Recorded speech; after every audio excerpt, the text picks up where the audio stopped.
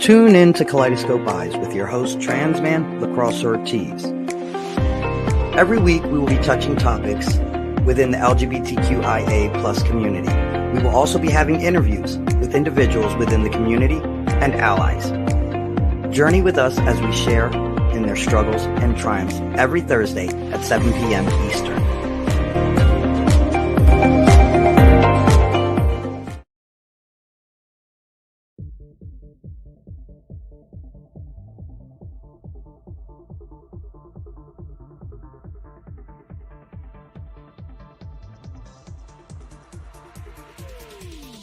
WLFE-DB Radio has LGBTQ shows like Across the Pond, Rainbow Soul, Everything Yet Nothing, and Inside the Drag Closet. Check out the schedule on WLFE-DB.com.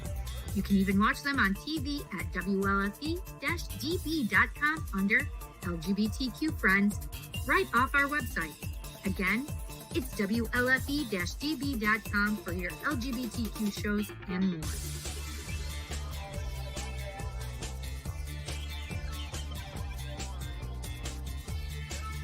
WLFE-DB.com, where talk radio is a whole lot better. Our shows are your shows, and that there makes for a great talk radio.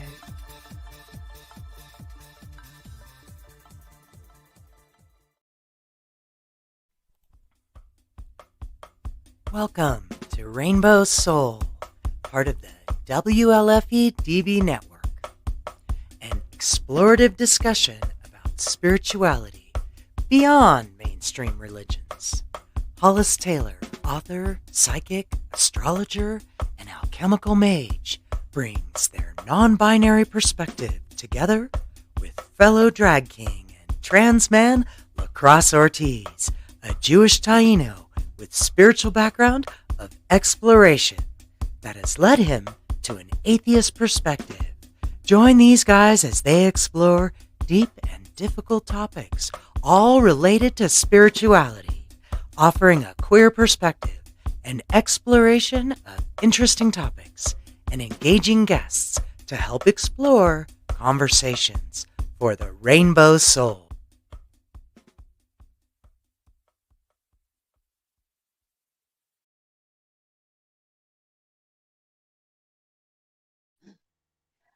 Welcome everyone. It's Hollis, and I'm here with Rainbow Soul on the 4th of July. Happy holiday if you celebrate it.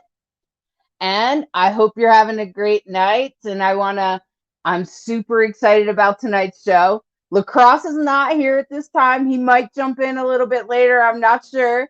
And he's actually at a wedding or something. So something got caught up there. Anyway, I do have some special guests today. And the first thing I want to say is that I'm Hollis Taylor. I prefer they, them pronouns. And I am an author of a book called Divine Androgen. It's a book to help you unwind the binary so that you can be your most authentic self and walk your sacred path. And it's about unwinding things like trauma and even the trauma of being non-binary in a binary world. So that's what it's all about. And I love to explore topics here on Rainbow Soul. So I would love to have you ask questions tonight. And tonight we are talking about sacred sexuality. Sacred sexuality. So I hope that you're ready for this topic. And, it could be a lot of fun. We're going to create our own fireworks tonight. Welcome, Eve. It's so great to see you. I'm glad you're here. Glad you made it tonight. So glad you're here.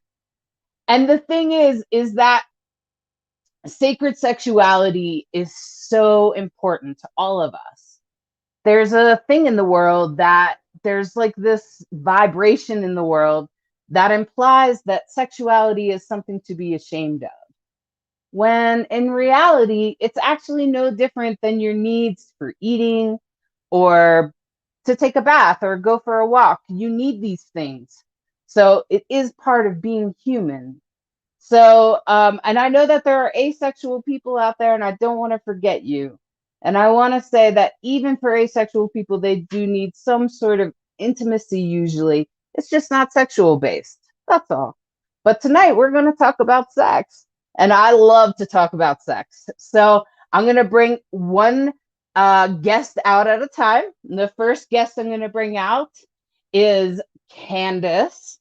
Candace is very special because she runs a special show, and I'll let her tell you more about herself here in just a moment. Welcome, Candace. Hopefully, if her camera's working. Was working. Okay, well, we'll give Candace a minute to get her camera working. It was working a second ago. And we'll move on to, looks like she lost her connection for a minute. So hopefully she'll be back. So we're going to move on to Kris. Kris Lovestone is a great friend of mine that I know from Magic Fire Circles. And so I know that he is a very magical person. And he also is the author of The Conscious Cock. Or Conscious Cock. So let me bring him out then. Kris.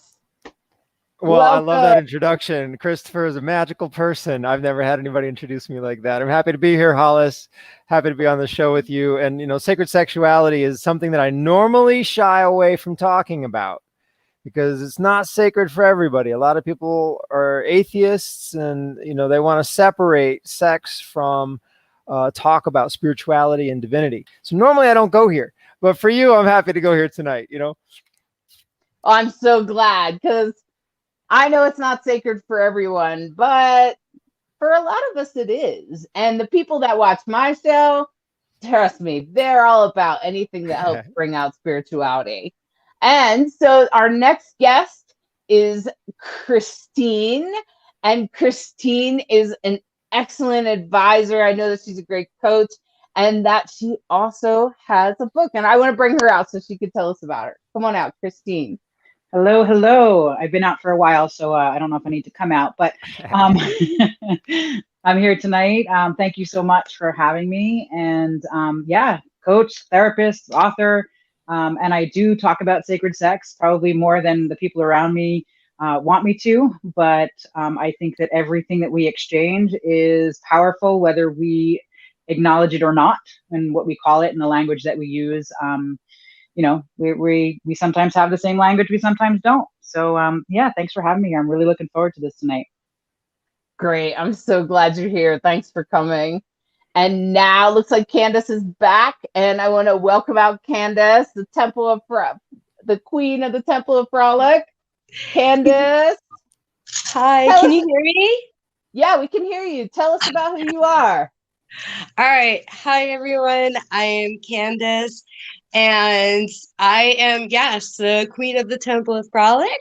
It is, for me, I was thinking about this earlier. I feel like this whole path and this conversation that we're about to dive into together, it really chose me versus something I made a conscious choice about. Having a sacred relationship to sexuality.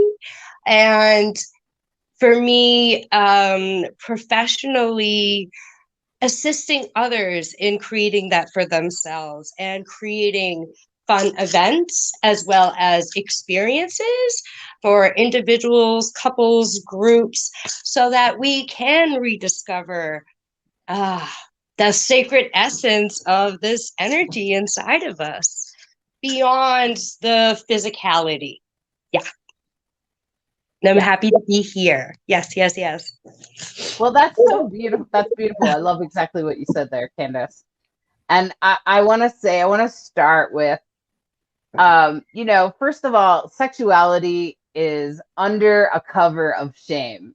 There's a lot of people, it doesn't seem to matter either, like what culture you're in. I mean, not every culture, but a lot of cultures in the world have this level of, when it comes to sex, just like Christine said, sometimes we make people uncomfortable just by talking about it.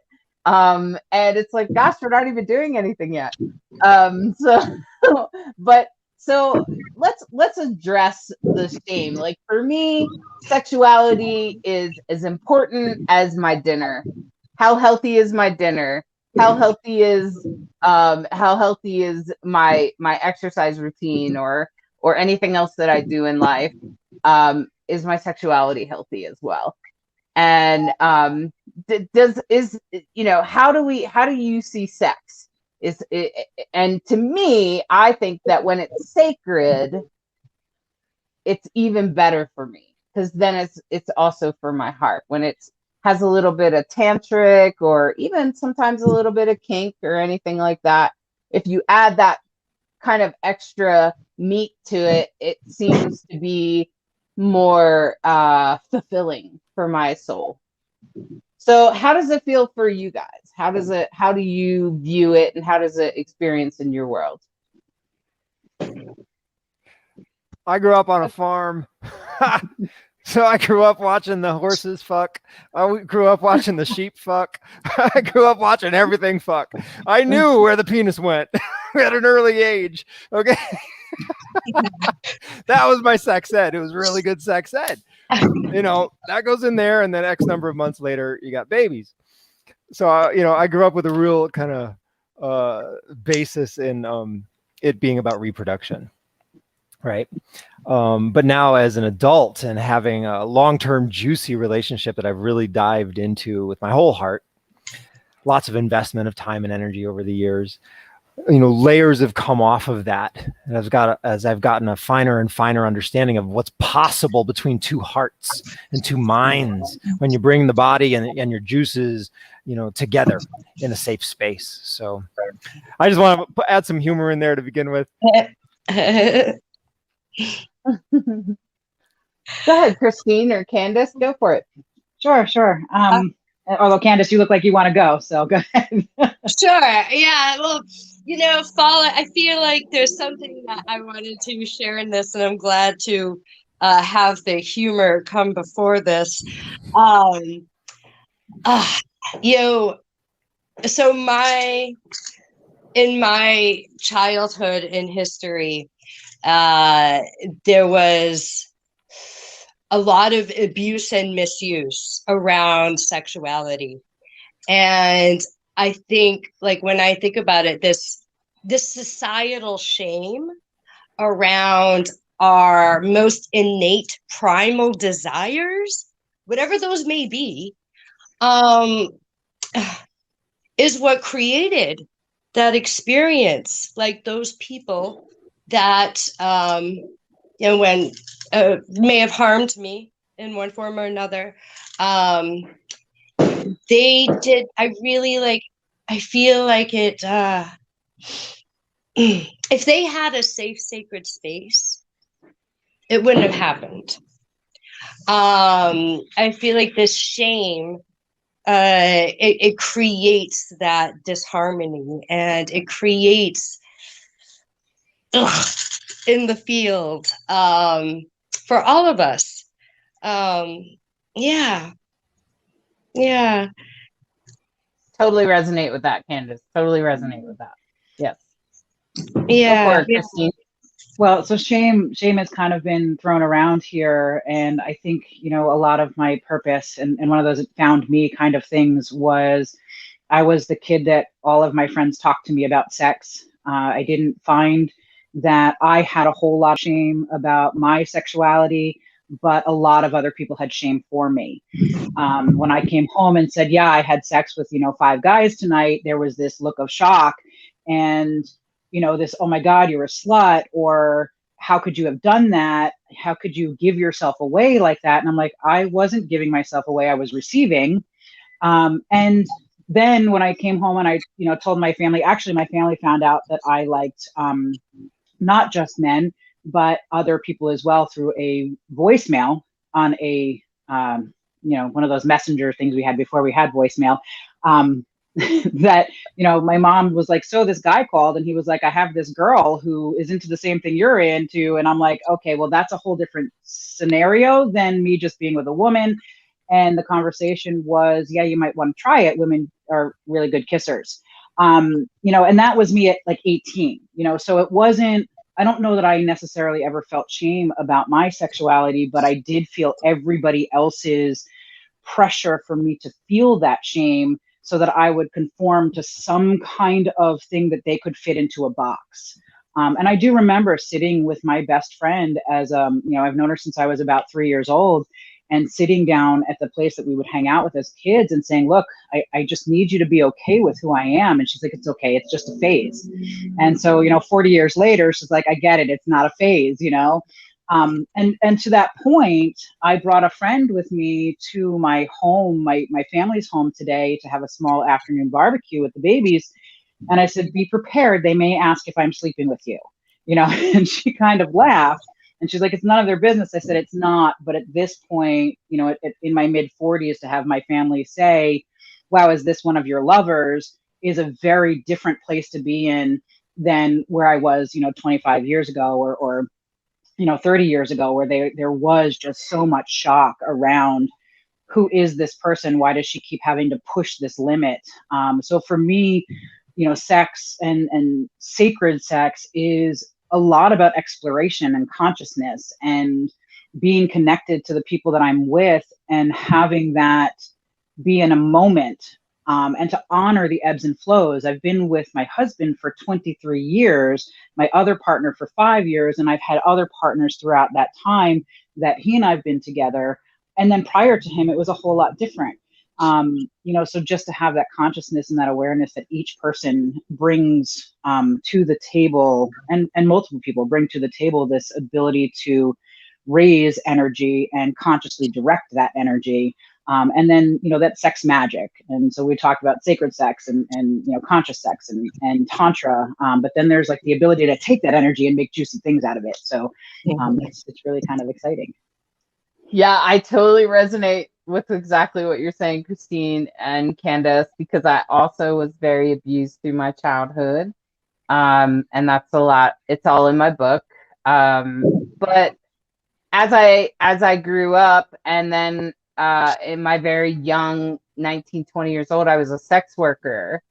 And as a sex worker, I chose it. No one pushed me into it. No one said, you know, do this and I'll, you know, no one forced me to do it. I ran my own business. I was very empowered. I embraced being a woman because I thought that's what we were supposed to do. I was just following what we were supposed to do. And I just also happened to be a sex worker.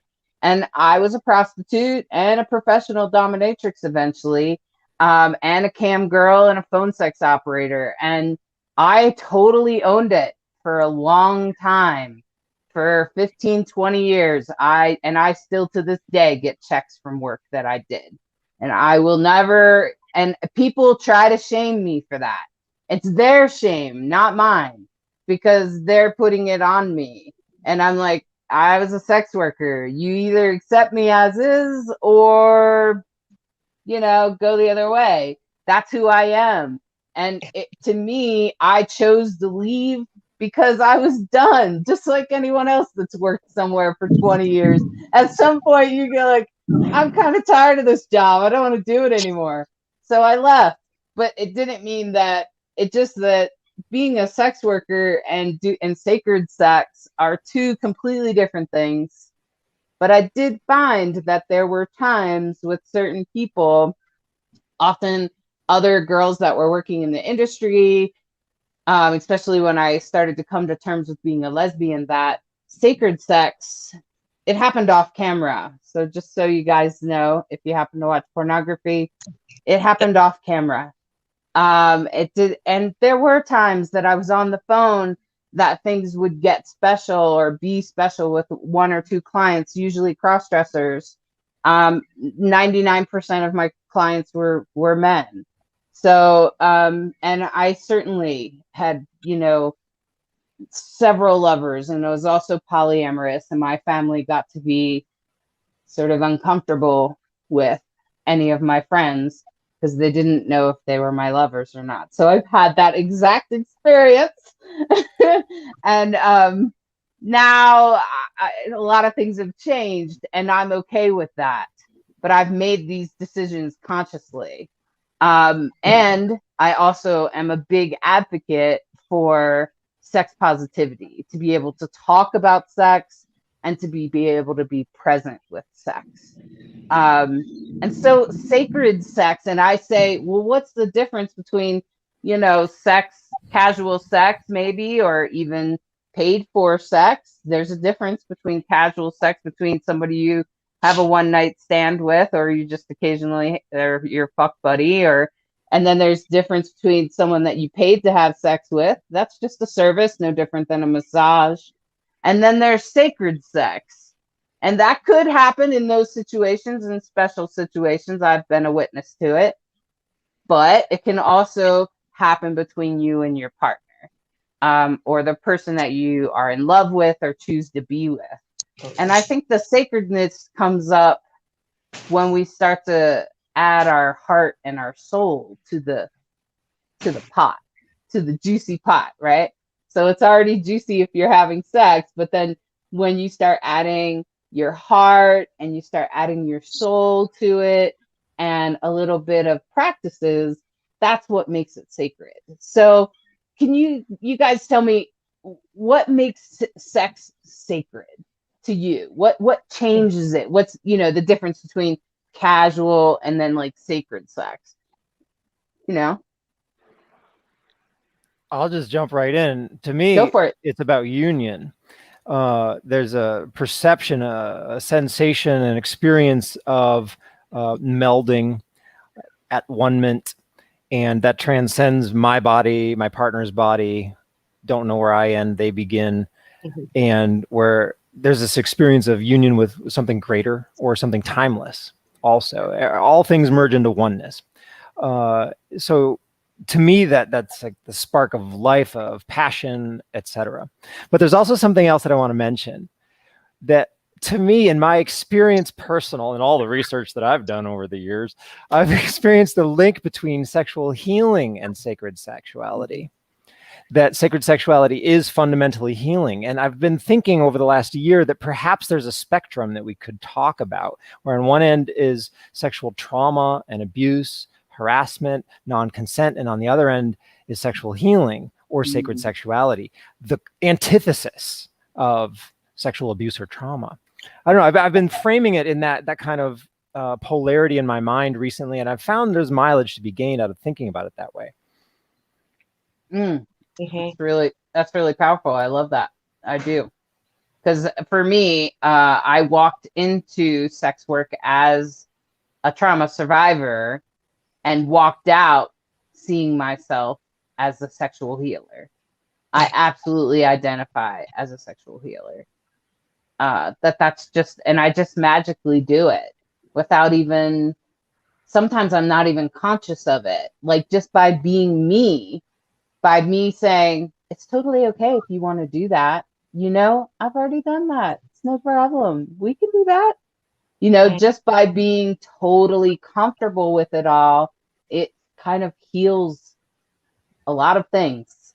Well, I would say that there's a distinction to be drawn in this, at this point in the conversation, then, between what I would call perhaps sacred prostitute and a couple or group, but let's just talk about a couple, both involving their hearts, both involving their souls. It's not a fee for service. It's not one person giving to the other. It's a mutual sharing, a mutual giving, and a mutual receiving. So that I would say both are sacred. The archetype of the sacred prostitute is powerful.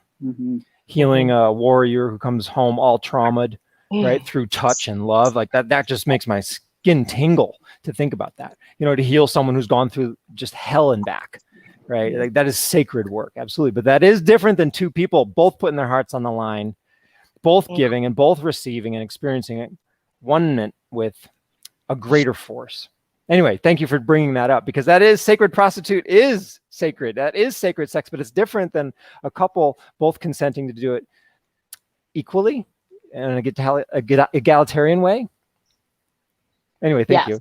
Yes. There's definitely consent involved with definitely when a couple comes to terms with whatever they decide to do, it's definitely different. As the sacred prostitute, I've done some things as a sacred prostitute, I've even taught guys how to pleasure women.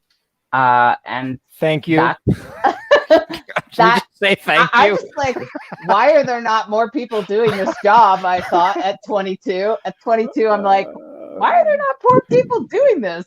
This isn't hard. Just show this poor guy how to do it. Next thing I know, he wants to get married and feels guilty for not being able to see me after seeing me for several years regularly. And then he gets a girlfriend and feels like by seeing me, he's cheating on her. And now he wants to marry her and feels like he needs to end the relationship with me and feels guilty. And I'm like, no, you graduated. What are you talking about?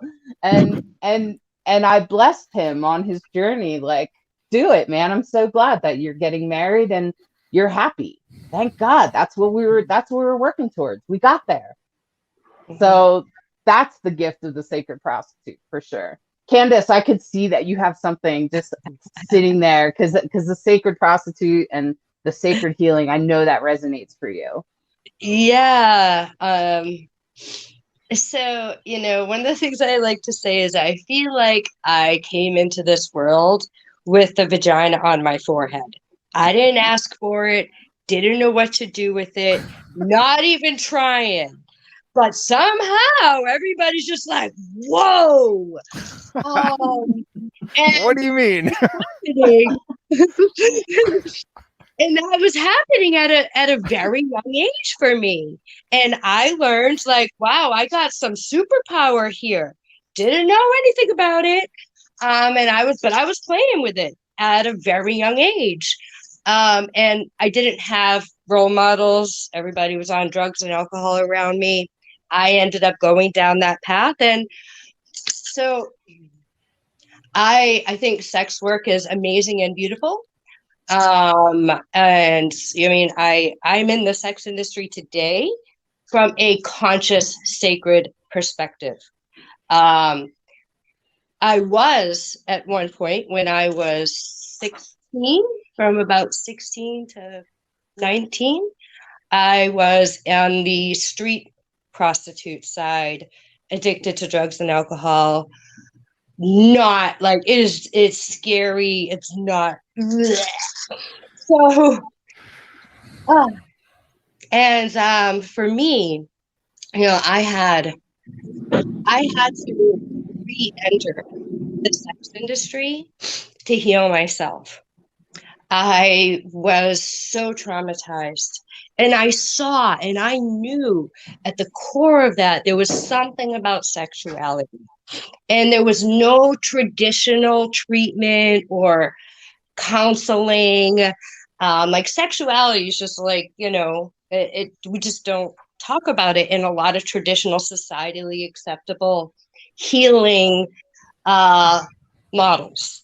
So that's how I ended up here. Like, at first I became a cam girl myself. Like, I was like, I gotta learn what this is. Like, I could see other people were enjoying me in this body, but I was not enjoying this body and wanted that to change. And so initially, I entered this all for my own healing. And, but man, since then, and, one of the things someone said about veterans, like, I'll never forget, like, there's this one, I've had so many memorable moments, of watching people just break open and finally feel their body and their heart again.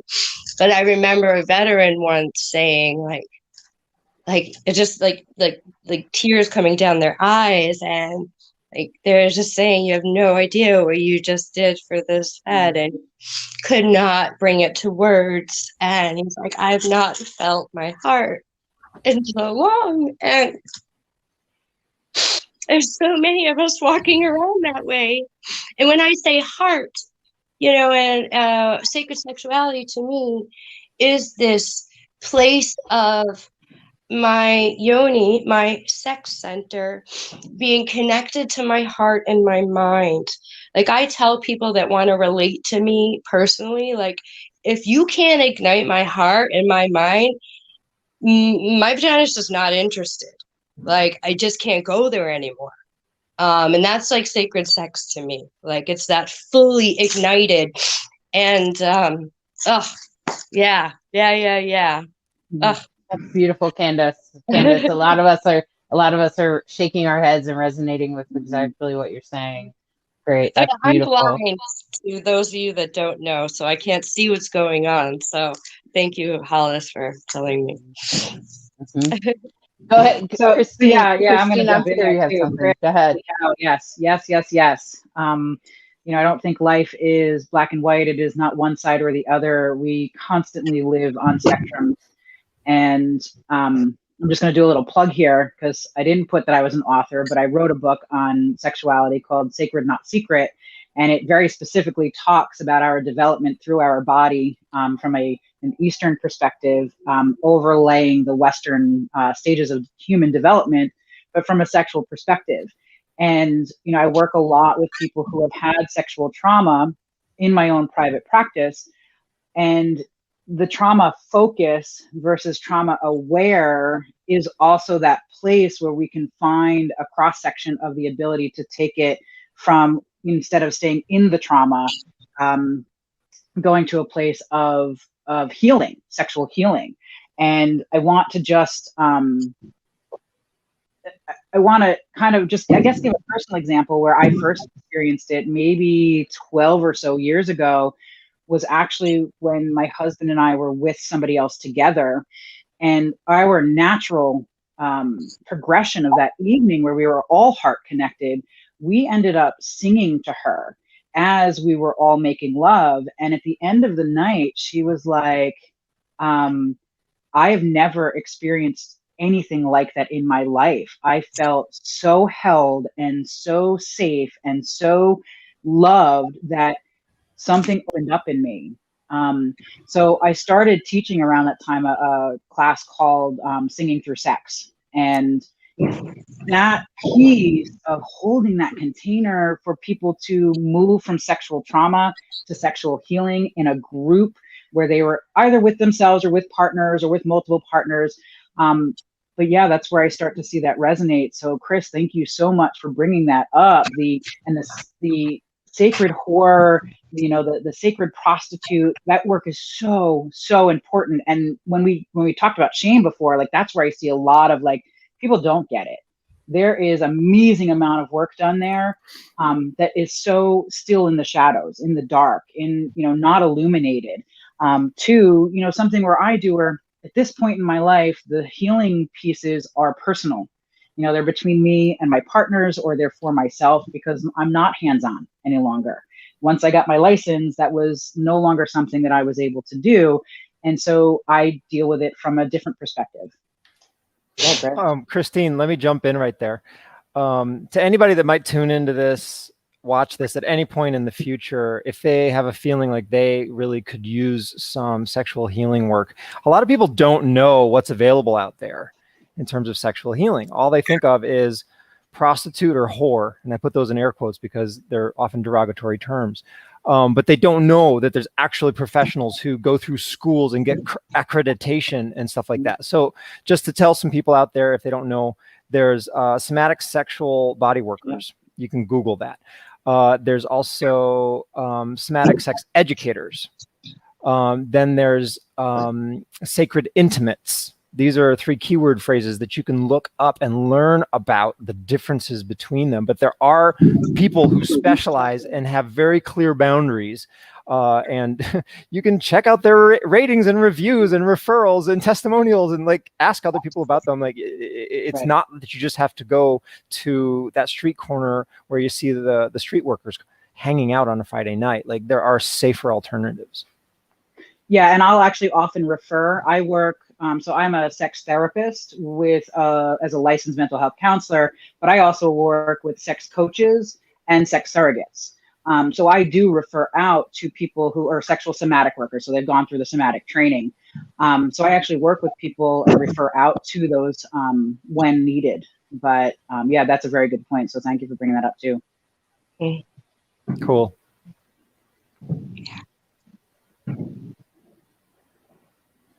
And I think that what happens is that we forget, like, what is sexual healing really?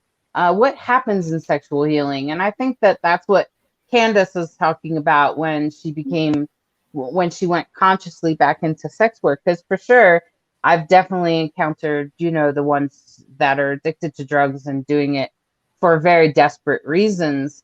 And then there are people that consciously choose that come in that are doing it for some other reasons. And there does seem to be a healing aspect to working as a sex worker for people that have been abused. I've seen it over and over again. It hasn't just happened for me. It's happened for other sex workers. And I think what happens is during that work, we sort of awaken to other people's sexuality, but also to our own. And we realize what we like, what we don't like, and what works for us and what doesn't work for us.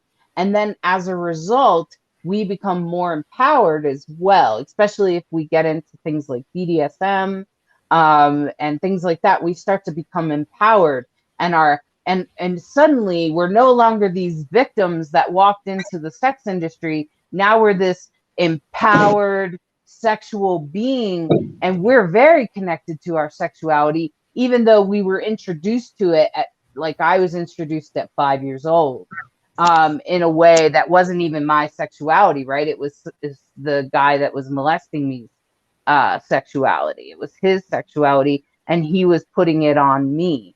And he did that, and I've forgiven him at this point. Okay. I don't hold any anger. I see it as a reflection of a disease that's in our world that gets passed on, and it looks like child molestation. And it's unfortunate that it keeps happening that way, but it's usually they are abused as well. And my family proved that. So my family proved that molestation was passed down and passed down and passed down, because I also was in an incestuous home. And then when I became a sex worker, I really danced with all that happened to me, but also what happened to other people. And more, I started to realize that I wasn't just a victim, that I was just part of this larger collective of people that were experiencing this sexual disease, is what I would call it.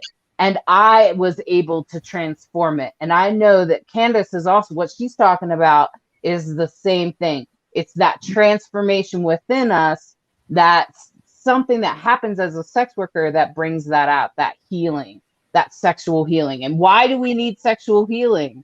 Why do we need it? And right away it comes to me, well, most of us are walking through the world with some shame, if nothing else.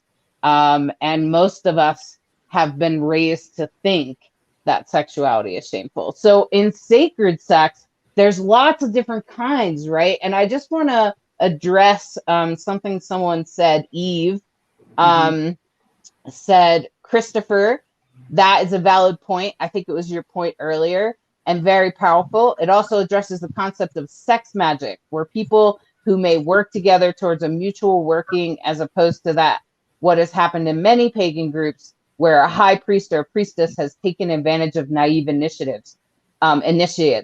The spectrum helps define healthy, conscious, consensual beauty of sacred sex.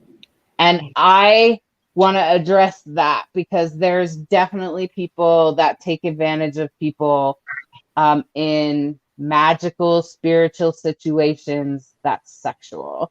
And I just wanna say that definitely happens. And that's not what we're talking about. We're talking about consent. And I think if we're having this conversation, we have to talk about consent. So what does consent look like? Go, Kris. Hell yes. That's what consent looks like, or hell no. That's the consent 101 for me. Well, no more. What is it? No more guesses. Only no's or hell yeses. That's the rhyme. Mm-hmm. But yeah, like so what Kris is saying is, if you say I guess, that's not really a yes. Or maybe means no. And what means no, Candace? Maybe means no. I agree. Maybe means no in my world. Yeah.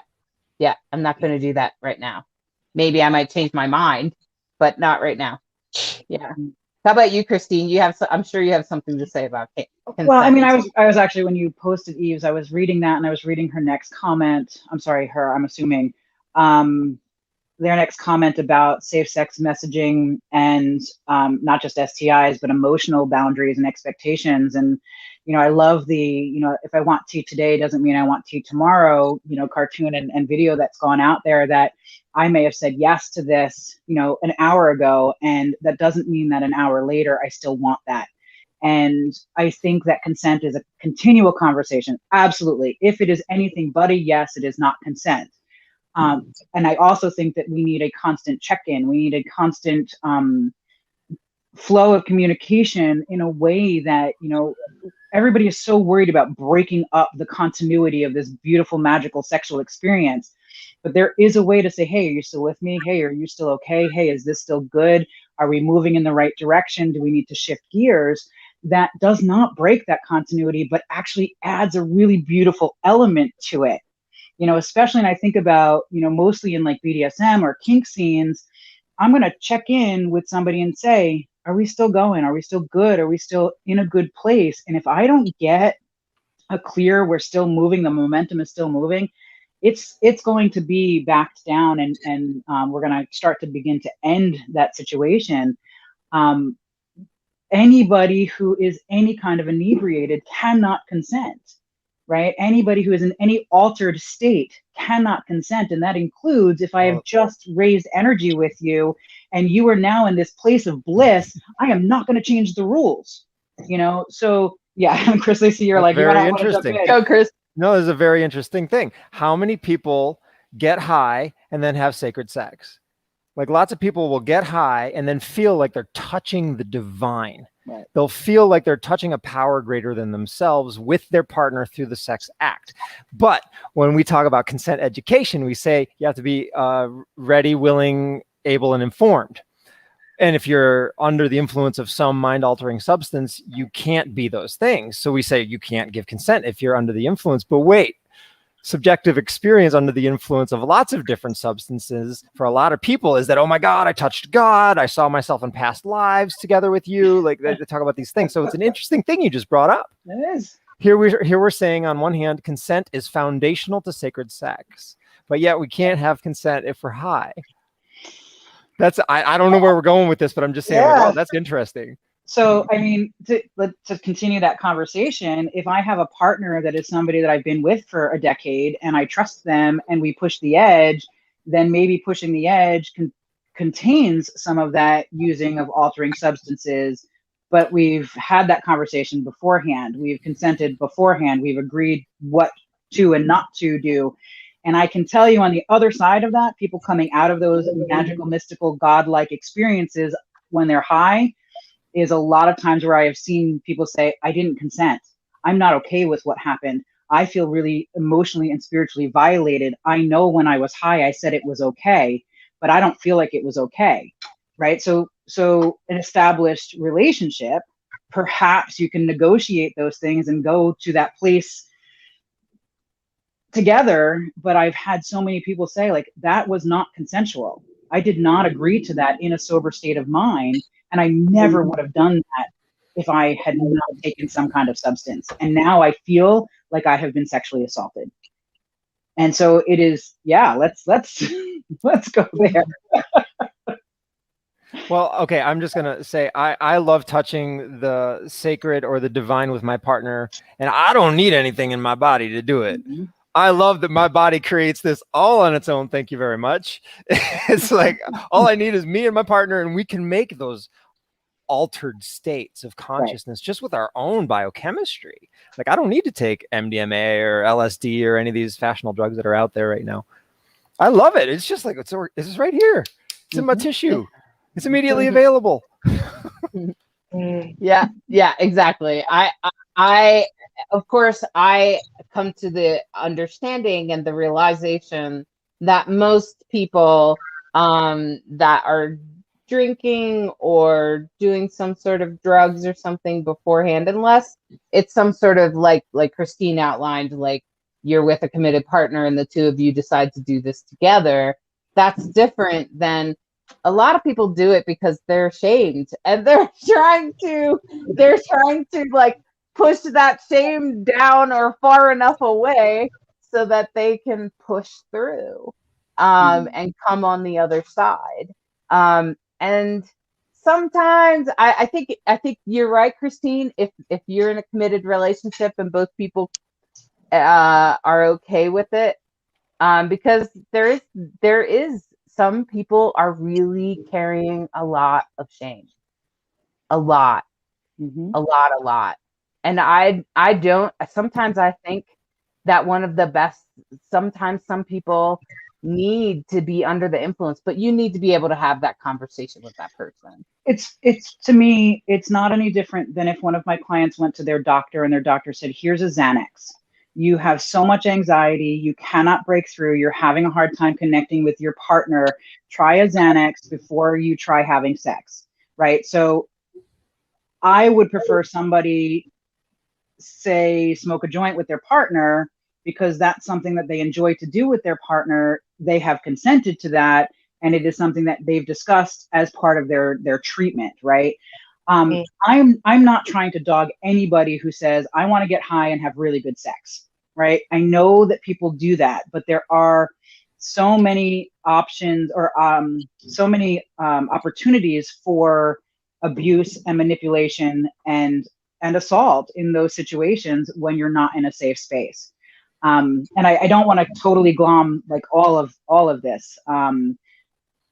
So I do think that there's nuances. You know, again, there's a spectrum. So as Kris has so beautifully brought up, if I have a partner that I trust and I feel safe with, and we've had multiple conversations and we have pushed an edge without any kind of substance, maybe do I want to try a substance with them and push that a little bit further? Possibly. You know, I generally tend not to as an individual, but there are people who do, and they say, hey, like, how do I do this in a safe way? Versus I'm going to go to a club and I'm going to go to a party and I'm going to take something that's going to put me outside of my body so I feel really good. And then I wake up the next morning on somebody's couch. You know, that's a very different kind of, and both of those things have happened to me, by the way. So very different situation. So yeah, I mean, just, you know, putting that out there. There is a spectrum. Yeah. Candace, do you have something to input about consent?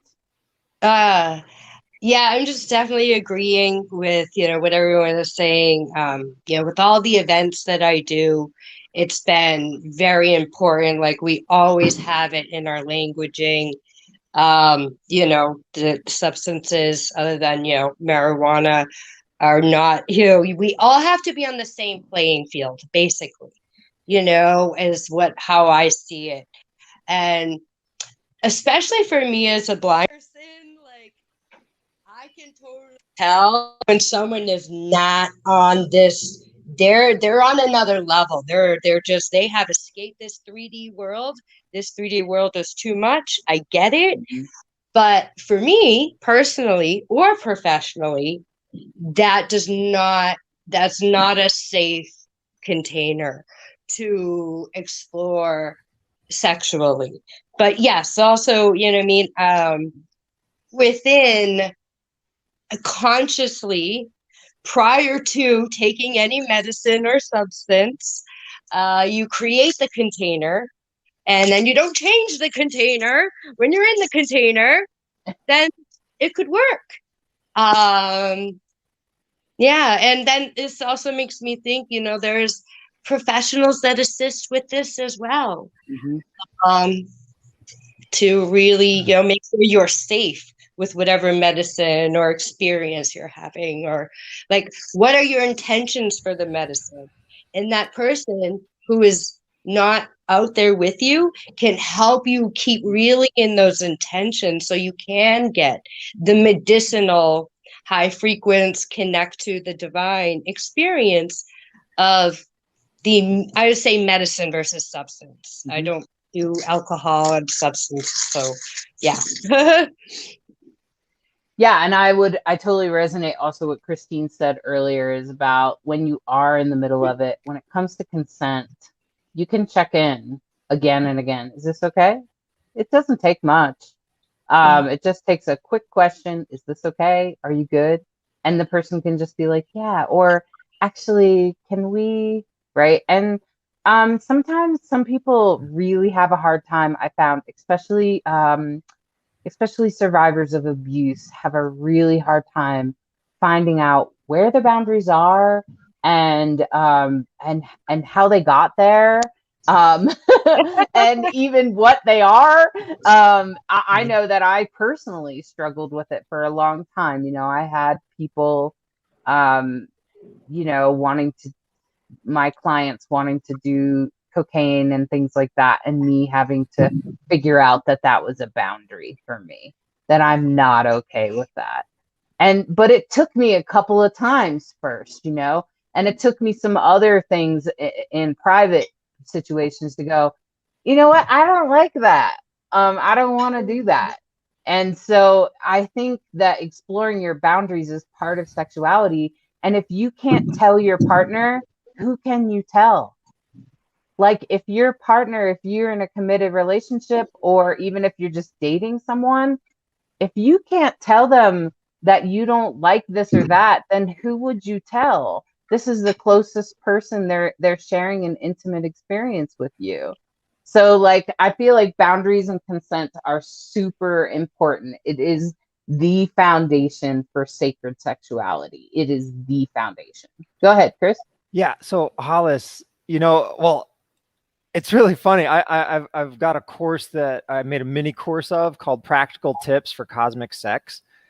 Now you could call it Sacred Sexuality, but I just called it cosmic because I was like, but people don't know how to do it. They don't know how to get there. A lot of people are like, they have this idea, this romantic notion, this like gut intuition that it exists, but they don't know how to access it. It's not common in common culture or common dialogue. So anyway, I just was reminded of that. And I just want to run through a couple of the points because people might be asking, well, how do I get there? I live in the real world. I got kids and dirty dishes. How do I actually get there? So I'm just going to power read through like my outline real fast. Go for it. Go for it. There's a lot of problems and challenges that we have because we live in the real world. We might have sadness or disappointment. We might a guy or a person with a penis might have a erectile dysfunction, or there might be a difference in libido between you and your partner, or somebody might have lost interest. There might be inability to orgasm or physical pain during sex. Or there's lots of things that, we might have children. We might have an elderly parent that lives with us, long distance relationship, all these things. So how do you actually get to sacred sex? And I say like, well, number one, here's my like basic little toolkit of like, okay, if you don't know how to start, try this, see if it works for you or not. It works for me. Is think about creating a ritual. Think about creating an intention. Think about having maybe a prayer that you want. You talked about sex magic, Christine, right? Like maybe there's something that you want to manifest in your life or call in. So think about that. Allow yourself to try on for size. If I was going to have a prayer or a ritual for something in my life, what would that look like? And allow yourself to like come up with an idea, right? Allow yourself to feel into creating that. Maybe you've never done that before. And then like have a conversation with your partner about it. Share that you want to do something like that. Ask them what they're interested in and like make a plan for it, like in some undisturbed time, right? And then create the space. Maybe make the bedroom up nice. Get a new set of sheets or go to a nice hotel. Get flowers, like put some intention into crafting it, right? And not just the space, but your body also. Right? Prepare your body, bathe, cleanse, maybe get some oil or take care of that wart you got on your hand or hemorrhoids that have been bothering you. Like take care of your body as the sacred vessel for it, right? And then prepare your mind and like focus on relaxing and being in the present, not thinking about all the things, but practicing mindfulness, And then like when you're actually with your partner, like state an intention with them. Like, I hope that this brings us closer together. Start by deep breathing with each other, putting your foreheads together or something like that.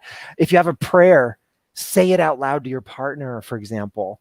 And you can anoint your partner's body with oil, right? Or smudge them with sage or do some beautiful thing. Or maybe have a gift. Giving of gifts can often be a ceremonial thing, right? During weddings, we often give a wedding band or flowers or something like that. and then maybe like get to your bodies to touch and start swaying or something like that. Like not going straight for sex, but going for embodied connection, breathing and feeling the texture of your partner's body, connecting with them in the present moment, right? Getting out of your head, swaying, kind of dancing, then maybe sitting in Yabyum, which is just like sitting cross-legged and having your partner sit on your lap. You get your belly together, your heart together, you're facing each other, you can kiss, you can hug easily. Like it really helps you to feel connected, right? And if you feel compelled to share something from the heart to your partner, share it. If this is the container that you build that gives the safe space for this thing to come up, then let it be, right? And if you make love wonderful, that's great. But then afterwards, like integrate with your partner.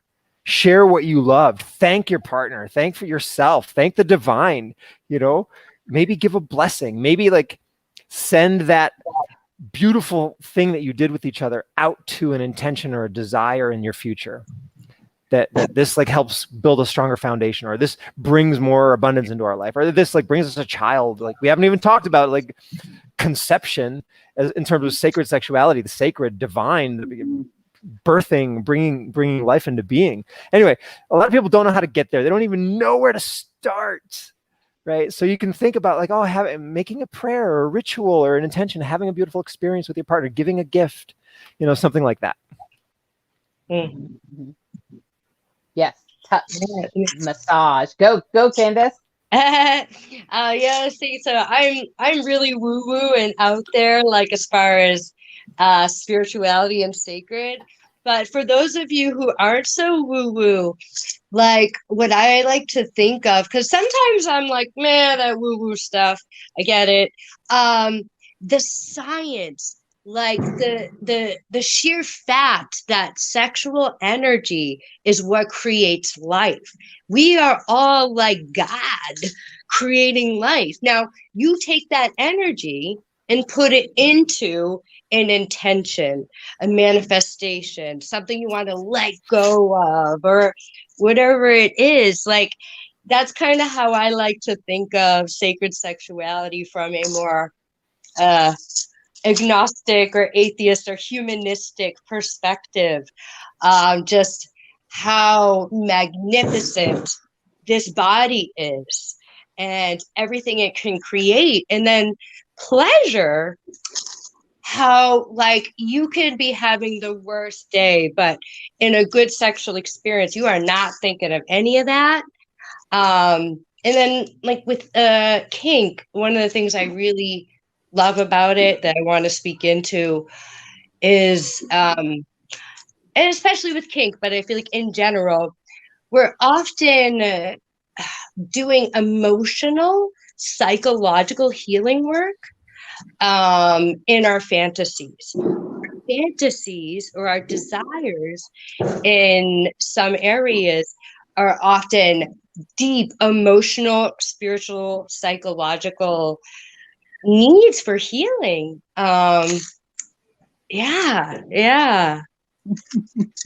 Beautiful, Candace. I don't know if you guys can hear the fireworks behind me, but every time you were talking, Candace, and every time you'd have like this uprising, the fireworks were going off, and I was like, yes, this is fantastic. So Kris, my husband and I used to teach a class called the 45-minute orgasm. And the first thing we said to people is you can't have a 45-minute orgasm in 45 minutes, right? So the preparation and the setup of that space and the, the creation of that container is really, really important. And if you don't ever get to intercourse, right, the actual, whatever your culmination or climax, I should say, is okay. That creating of that space and that building of that that kind of rhythm of your sex. And I think, Candace, it's really important to recognize that scientific and that biophysical aspect of what's happening to our bodies as we are allowing those chemicals to have a space to play, right? So we are raising that energy. Yes. So we talk from a woo perspective, but we are literally releasing these chemicals in our body that keep us balanced and healthy and help us to cleanse and to have less stress and less cortisol in our life on a regular basis if we're creating that container. And I want to make it a point, because we've been talking a lot about partnered sex, from every part of that spectrum. I'm really big on helping people and encouraging people to have a self-practice or self-love practice, a daily practice of check in with yourself and your own sexual energy. And it's not just okay, it's almost necessary in order for you to have that good connection with a partner, is to know where you are. Where are your ebbs and flows? What is your cycle like? What are you liking today that, maybe you didn't a week ago or 5 years ago or 10 years ago? And what are you not liking? And explore yourself, because we change every single day. And so for me, it's like this, you said, like, to bring it back to children and conception, but even more that playfulness of, like, who am I today? What is my body like today? Where's that spot today? Do I still like it on the upper left-hand part of my clitoris today? Like, or do I want to try the right side or underneath or above? Or do I want to stick something inside? And like, so that playfulness with the self, I find, is so incredibly important, whether or not you are having sex with somebody else. And I think it's maybe even more important when you are having sex with somebody else to kind of let that energy rise up and not always release it, but allow yourself to kind of feel like, what is your ebb and flow? So I just wanted to throw that out there as well. Yeah, totally. I'm so glad you said something, Christine, because masturbation, I believe, is the key to being an excellent lover. So if you're one of those people that worries about if you're a good lover, that is one of the keys, is getting comfortable with yourself and I think if you can create a container for yourself, you can probably help create a container with your partner. You can at least help guide your partner into how that might look. And I just think that by knowing yourself, that you become, you're more present during sex, because you're less worried about all kinds of things, because things can distract us from having sex. When we're having sex, we everything from anxiety to regular life distractions and all kinds of things. So, but look at the time. The hour has flown, and I want to say, let's take a quick commercial break. Everybody take a few minutes, and when we come back, we're going to get into the details of sacred sex. WLFE Digital Broadcast Network is on TV. You can watch all of our shows on WLFE-DB.com. Check out our channels: Paranormal View for all of your paranormal type shows, LGBTQ Friends for all of our LGBTQ shows, Variety Unlimited for all other shows. It runs 24/7 right on WLFE-DB.com. You'll even catch the lives, all in one place. Never miss an episode, past or future. WLFE-DB.com, where our shows are your shows. Search for your favorite shows like Where's My Sage, Inside the Drag Closet, Across the Pond, Everything Yet Nothing, Paratalk Radio, Step into the Paranormal, The Creepy Parlor, Just Cindy, and more. Now you won't miss an episode. Remember, follow Facebook Live and YouTube Live. Make sure you subscribe and follow your favorite WLFE-DB radio shows. You can find our shows where you listen to your favorite podcasts, like Spotify, Amazon Music, iHeartRadio, and more. WLFE-DB Radio is looking for podcasts to join our family. You don't have to fit any strict genre. We're a plethora of shows.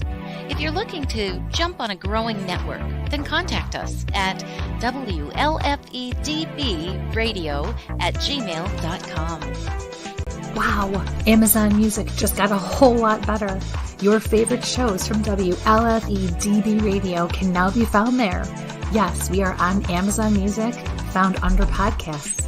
Download the app, find podcasts, and search all of your favorite shows. Shows like Where's My Sage, Across the Pond, Everything Yet Nothing, Skeptical Help Bar, The Creepy Parlor, Just Cindy, and much more. Now you don't have to miss an episode ever. Amazon Music is WLFE-DB Radiofied.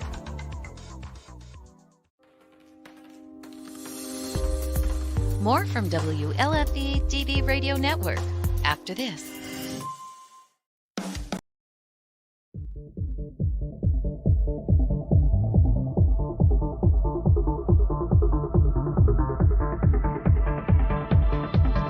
Oh, yeah. Life just got sweeter now that WLFE-DB has merchandise.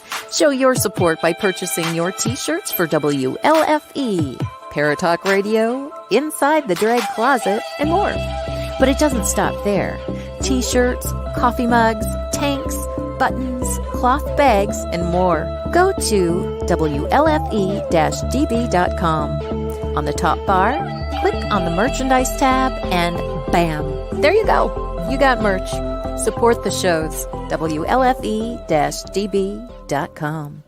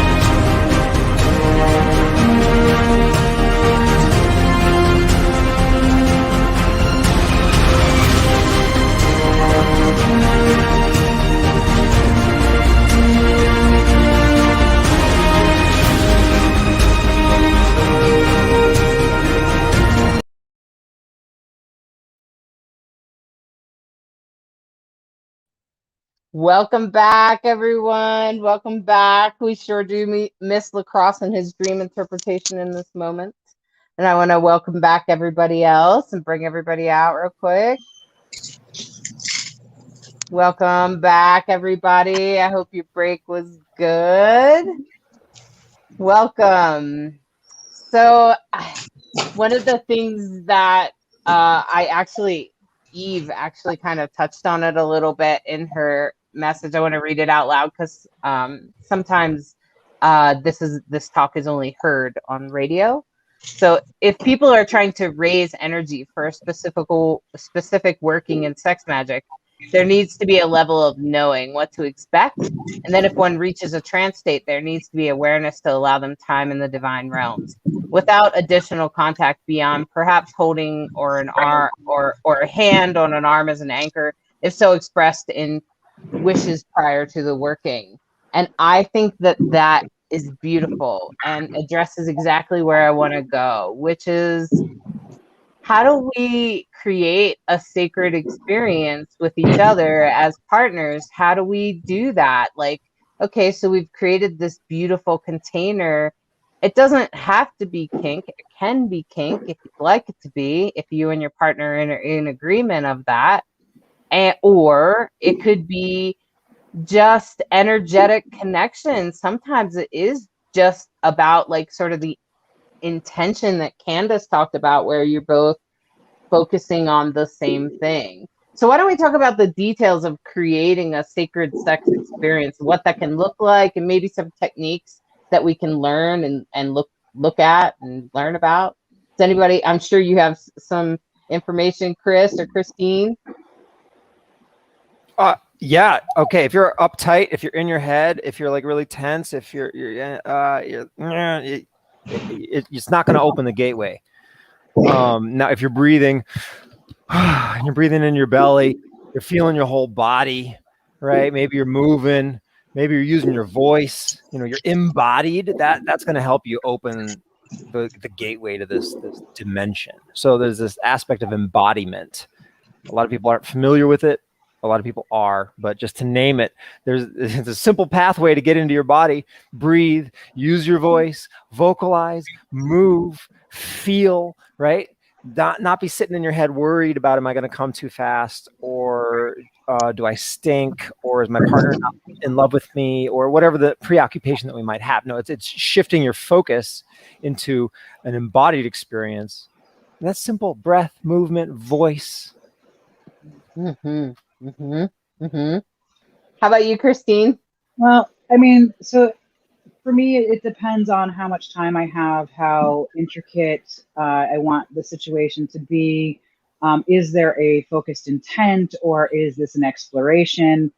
So probably some suggestions for all of those things. With one of my partners, he carries around a crystal that reminds him of me, and for him, because we are long distant, that is the embodiment of me when I'm not there. So he carries it with him everywhere that he goes. And so when we come back together, because we see each other about every 2 weeks, he asks me to hold that, right? So he's like, would you please hold this for me? And it really starts the night for the two of us, where we, it brings back us to center. So all of life kind of falls away, the babies fall away, the kids fall away, the dishes fall away. And it's like, right, you've been carrying me in this physical embodiment for a couple of weeks and we haven't seen each other. And I want to feel like what you've put in that, but I also want to help you to recharge that. Sometimes that recharging is actually inside of my body, right? So sometimes we actually use the vaginal canal for recharging crystals and all sorts of beautiful things. I happen to actually have a 5,000-year-old crystal dildo, which is really cool. What? Yeah, it's very, very cool. Scratch the needle off the record with that one. 5,000 years old crystal dildo? Yes. Oh my God, it's amazing. Can you show us? Yes, I guess I can at some point. So, I mean, that's one piece, is utilizing a tool, right? Because tools bring our psyche to a place where our mundane mind can't get to.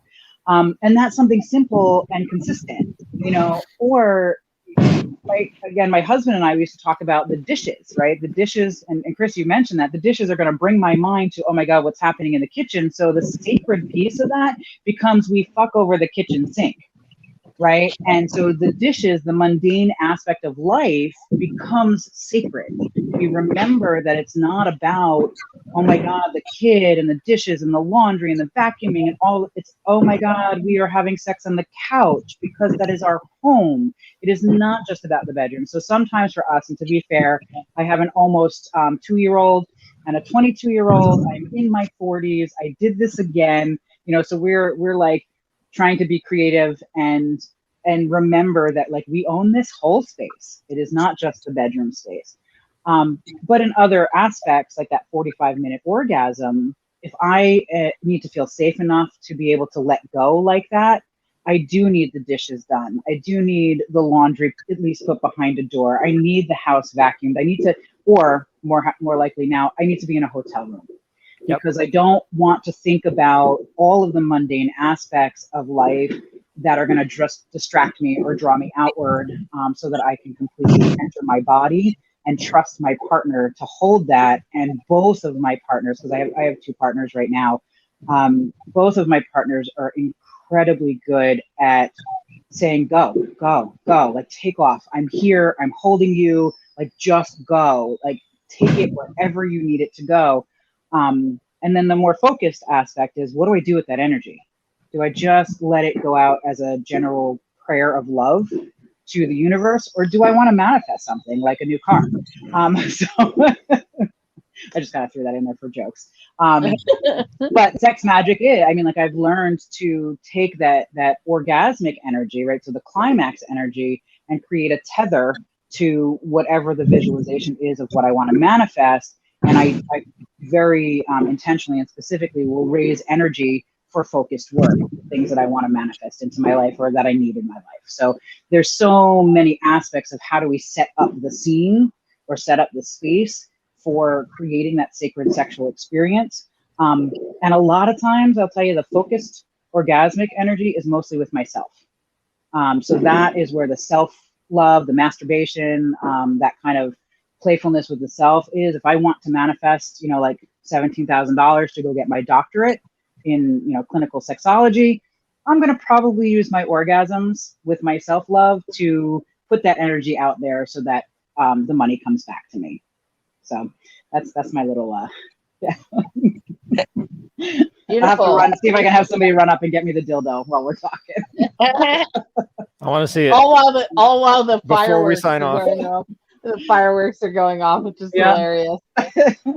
So yeah, and I think sacred sexuality is it can be really beautiful when, at least for me, I've really enjoyed the ecological, like the connection to nature.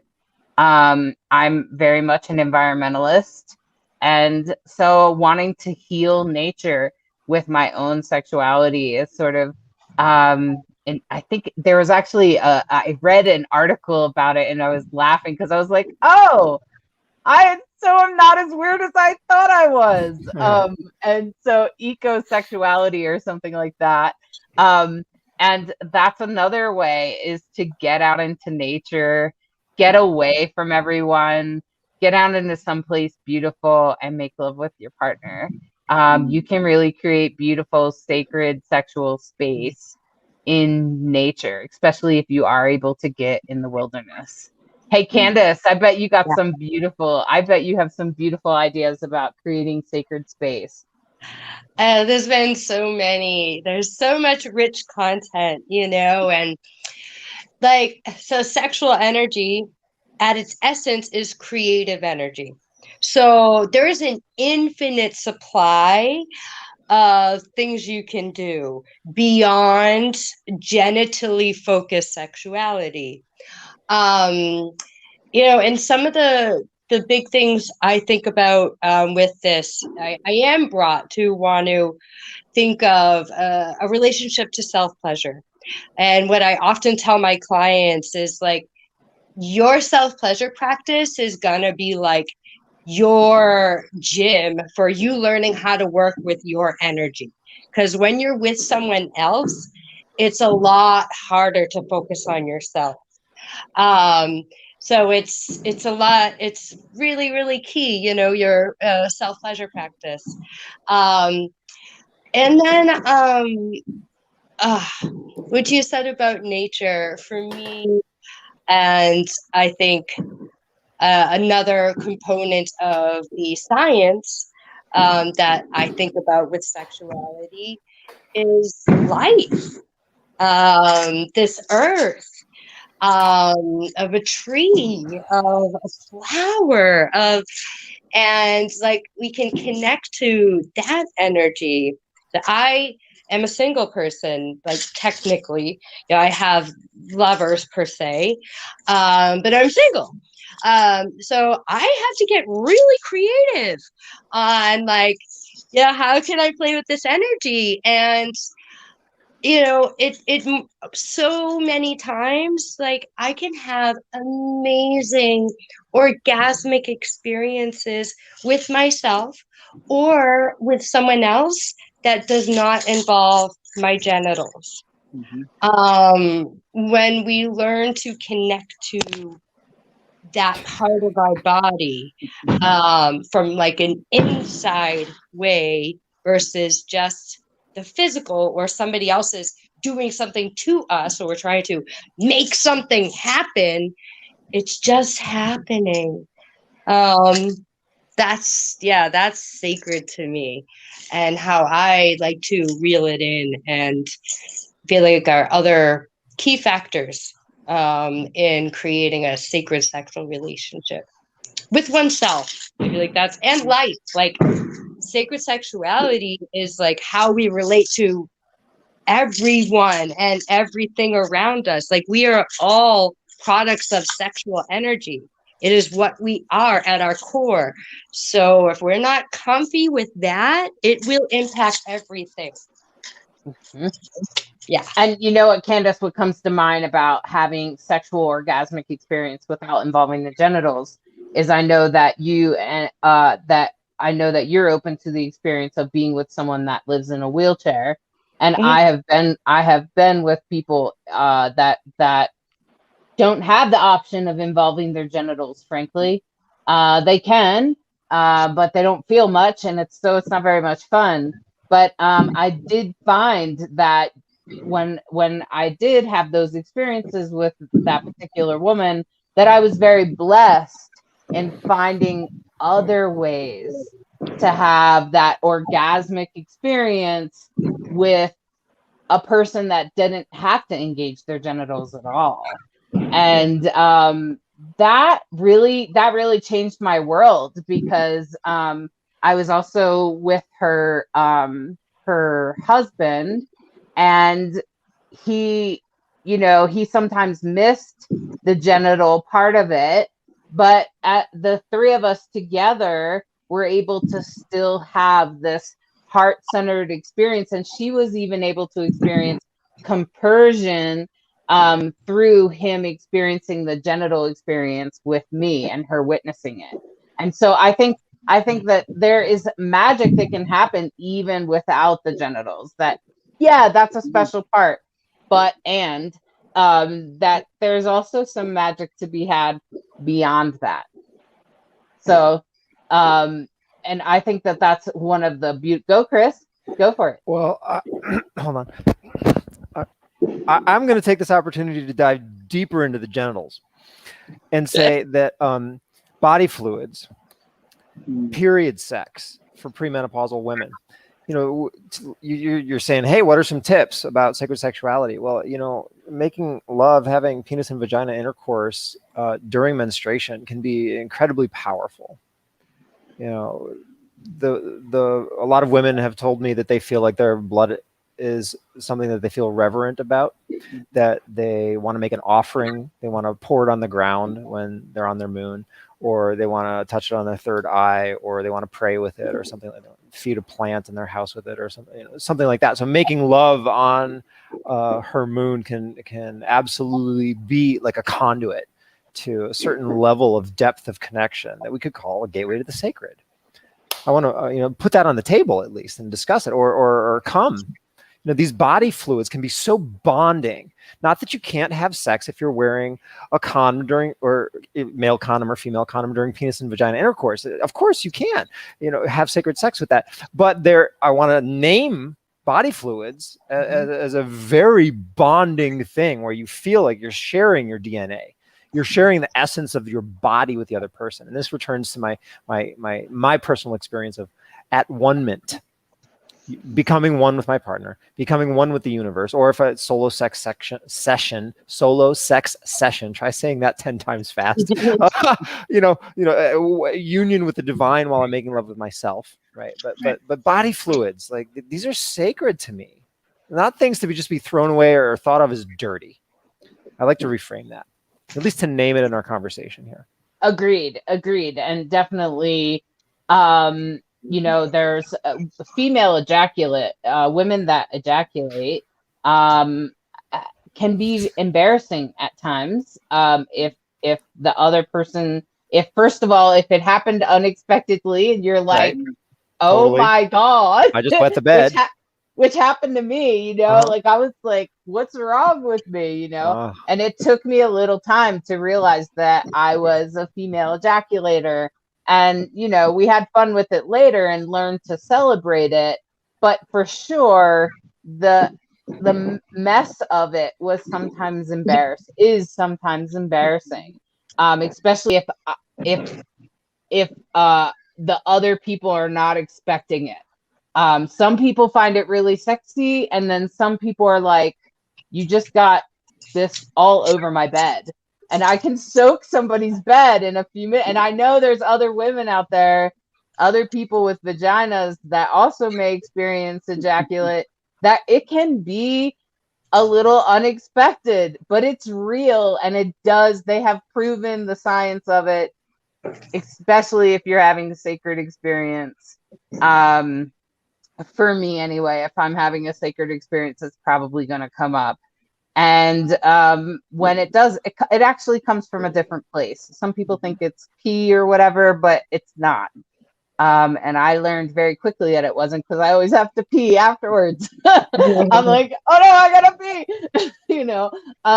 But you know, so I just want to also name that you're not the only one. If you happen to ejaculate and you happen to have a vagina and ejaculate, please understand that it's actually quite normal. And you can teach yourself to ejaculate as well. And you can have sex with that. Okay. You can have sex on a stool in the shower. If you come a lot, like, and it's like too much to do on a bed because it's just, you can't handle it. It's just too much. Like, it just, on a stool in the shower is a beautiful place to do it. You can relax and then let it all flow. Yeah, exactly. Yeah, I used to recommend people try it in the shower first. Yep. If they were afraid of the mess. And you know, just to throw a little humor, I have a blanket that really should keep the fluids from hitting the bed, but my ex-girlfriend was one of those people that soaked through even that. And she used to joke, she's like, you need like a splash guard. And I'm like, I am your splash guard. You know, like, it was just one of those things. And it was I found it so absolutely powerful and beautiful. And I was envious because, yes, did I learn how to do that? Absolutely. Was it a process? Oh, yes. There's a lot of emotional stuff and safety and trust that I had to go through with my own body and not feeling like I was betraying myself. And then with my partner and not feeling like it was a nuisance. And like all of this stuff that like my girlfriend could get me to do it, but my husband could not for a little while kind of stuff. And, you know, like there is this emotional complexity to that piece. But again, I also talked to women who were like, oh my God, my boyfriend was like, what is she doing? She's peeing on me. And I'm like, dude, you're doing a great job. Like, you're doing a great job. Keep doing it and get a pad, you know, like just let it go kind of thing. But you're right. Some people, they have that experience and they are completely shocked and their body just kind of goes inward. And so going almost back to the beginning of today, like that trauma and healing piece, you know, when somebody experiences that and the reception is not welcoming, there is this kind of withdrawal inside of the body that to explore that and have that burst wide open again in a place that is safe is absolutely amazing. But yeah, for sure. Yes. So the other thing about that is my husband and I have exchanged fluids from almost the beginning of our relationship. Blood and semen, incredibly powerful, something we've used, throughout the years to energize our relationship. And then when I started dating my other partner about 5 years ago, I was like, hey, how do you feel about ejaculating in a cup for me for about 30 days so that we can get a full moon cycle? And he's like, what? Okay. And so we met and we combined, you know, like blood and semen. And he's like, what is happening? And so we talked through it and he was like, all right, I'm in, you know, like before we actually had these things combined. And this was a binding situation because we did not want to have biological children. So we did a working so that we did not. And so why did he come in a cup for 30 days? What? Why did he come in a cup? I missed something there. Oh, because we were doing a working to bind our fluids so that we did not conceive a child. So we did a magical spell with our body fluids, with our vaginal fluids, seminal fluids, and blood to make sure that we did not have a biological child together. And so what I was saying is this is this guy coming into my life and I'm going, hey, like there's this thing I'd like to do with you. How do you feel about that? And yeah, he was pretty cool with it, which was why we're still together, 5-something years later. But so yes, I just wanted to come back to your point, Kris, that fluids are incredibly powerful. And if we use them consciously, so many things. bringing together, that kind of conception, but also blocking that conception of physical child or magical manifestation or not. So we can use them in a lot of different ways. I want to just say that Eve says there are actually black pads for the bed that are similar to the medical ones that are available online for mattress protection. Isn't that fantastic? Thank you, Eve. Thank you so much. Because I've witnessed it in a lot of different contexts, and it can definitely be a thing. So anyway, so we have dived into a lot of parts of sexuality, and I can't help but come into Tantra, because Tantra is everybody has at least heard of it or has some ideas about what it might be. And I think that it shows, I've read some books on it, and I know, Christine, you have some education about it. And for me, I've come to the conclusion that it's actually what you're feeling in sacred sex, and that it can be accomplished with some consciousness from both partners, of course, and consent and all of the things we've talked about, as well as like some breathing, breathing together, and trying to sort of align your bodies together in a breathing exercise. And so I'm sure you guys have more to say about Tantra, and how it shows up, how's it showed up in your life. What have you learned about it? I can start. Go, yeah. Christine. Go, Candace. So my first response to this, is Tantra is everything.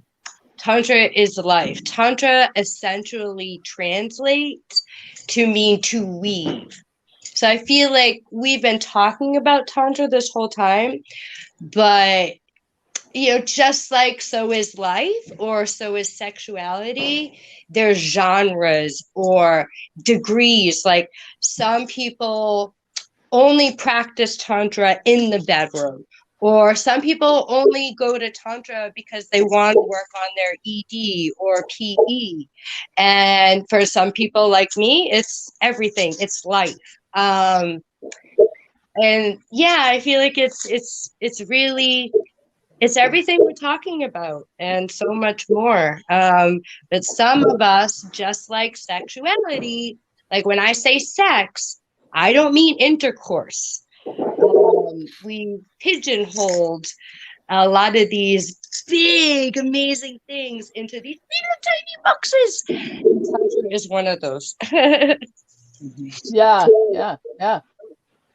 How about you, Christine? I think I remember your post just the other day about Tantra. Do you remember what that was? Oh, absolutely. Because I've been thinking a lot about Tantra recently, especially with appropriation and appreciation, and and this concept, really integration. And I don't know anything that is more ancient or parallels Tantra, right? And so to kind of echo Candace, Tantra is more than a sexual practice, right? The sexual practice is a part of tantric practices, but Tantra is a way of life.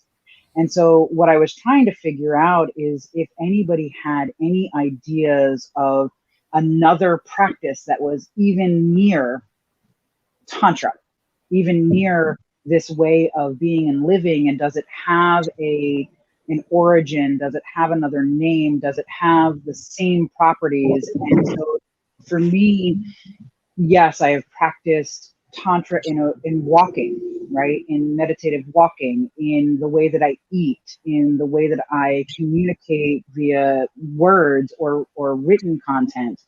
And obviously I've integrated that into my sexual practice. Breath is absolutely a part of that practice. So even as I'm talking about this, and I remember how humbling it feels to have that universe be infinite, the way that I speak has slowed down and the breath has changed. And so when I think of Tantra, I don't think just of sex. I think that sex is a part of the way that we live. And so, you know, again, I'm gonna point back to Kris and conscious cock, like being conscious in every way that we interact with people is Tantra. But I am not a tantric master. I would not claim to be. It is so ancient that I feel incredibly humbled just by the existence of it. Tantra, yes. Sex magic too. You know, and there's it's so hard to unravel Tantra from everything that we do because it is so intricate to life and breath. So that's kind of where I'm sitting with that right now is I feel incredibly humbled, and I want to be able to really integrate and listen to and learn even more. And that's not to say that I haven't, but I feel right now in my life, in my mid 40s, like I know nothing. I really feel like I know nothing, and the more that I know, the more there is that I don't. And like I'm kind of there in my place with Tantra, and it's a constant remembering and a constant waking up to and becoming. So that's kind of how I am and where I am right now with Tantra. So to put that in a sexual realm, as long as I can remember that I'm constantly becoming and I'm remembering myself and I am constantly awakening in sex, then I feel absolutely connected and creative and powerful, while simultaneously humbled and feeling really, really small in the grand scheme of things. So that's my little spiel on my interaction with that concept. Yeah, beautiful. Kris, you got anything? I don't have much to speak to Tantra. Mm-hmm. No, I don't. Yeah. One of the things about Tantra for me is exactly what Christine is saying, is that it's not necessarily just sexual. And I think Candace talked about it too, is that it's just kind of a way of living, of being present. And I find also that if that's how you come to consciousness through sex, then so be it.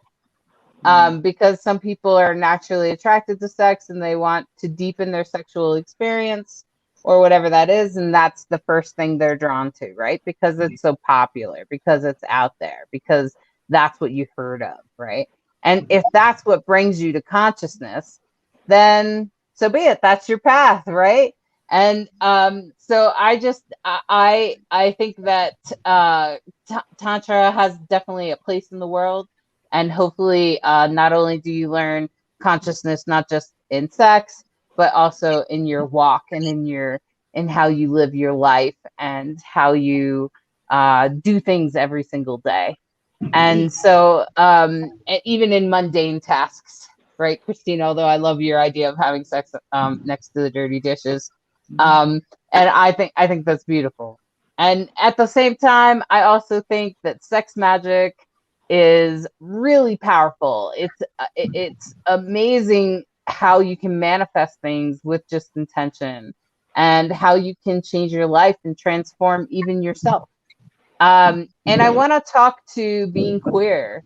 And I know that you can talk to a little bit about that, Christine and Candace, and that sometimes when you're queer, sexuality can be a little it's kind of hard to put words on it, but sometimes when you're queer, sexuality can be almost a little like oh, this is okay. There's a lot more shame, yes, and there's also this idea of what is lesbian sex? What is sex between two women? And what is sex between two men? And as a person that's experienced all sorts of situations, I would say that lesbian sex, at least in my experience, has had a lot of emotion, is the most emotional sex I have ever had. Sex between two women. Now, sex between two men, I've witnessed and been an encourager of. And as a result, I've witnessed that their sex seems to be amongst gay men, they seem to have this sacred connection of just being okay to fuck. It's kind of like there's not always the moment to take time out for all the emotionality of it and things like that, where you see in heterosexual relationships, and lesbians just dive deep into the emotion. And that's why lesbians can be in bed for, I'm not kidding, 4 to 6 hours, no problem. There's something about lesbian sex that's sacred in that way. And I just want to talk to that, because this is a queer show, and that happens. And if you've ever witnessed 2 women together, I'm sure, Kris, you have, when you witness 2 women together, you're like, holy shit, you're kind of taken aback by it. Like I know the first time I witnessed it, I was just torn, taken aback. So I just want to talk a little bit about the sacredness of queer sexuality. Like, what is that? What does it look like? Christine, I know that you have a girlfriend, so you have some idea of what it's like to have queer sacred sexuality, right? I don't currently have a girlfriend. I don't know how many more people I can handle right now, especially women. Oh, man. And I love and I miss that. And the last girlfriend I had, she kind of took pieces of my heart with her when she disappeared. So I haven't really recovered. I'm in this place of exploration about, it's funny for me because I was more with women than men. And I don't even want to say men and women, because I think gender is a little bit bigger than that. But I realized the other day that I am actually afraid to be with women again. And I think this is coming up because of that relationship, and because I didn't realize how much my heart had been broken. The funny part between her and I was that we were both really powerful, dominant personalities. So in bed, it was like, well, who's going to take top?